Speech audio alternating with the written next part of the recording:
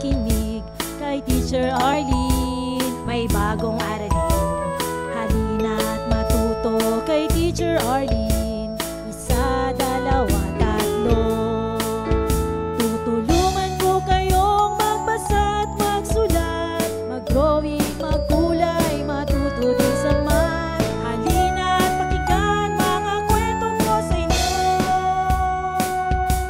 kasama si Teacher Arlene.